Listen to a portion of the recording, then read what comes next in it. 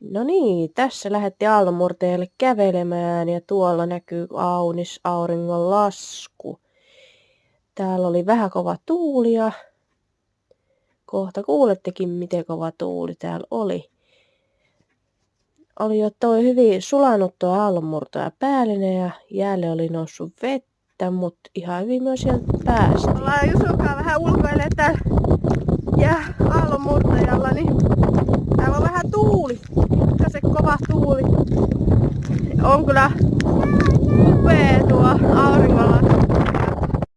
Tässä muutama kuva auringonlaskusta.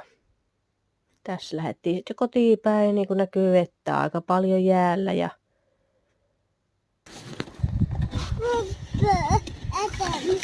kylpylää siihen.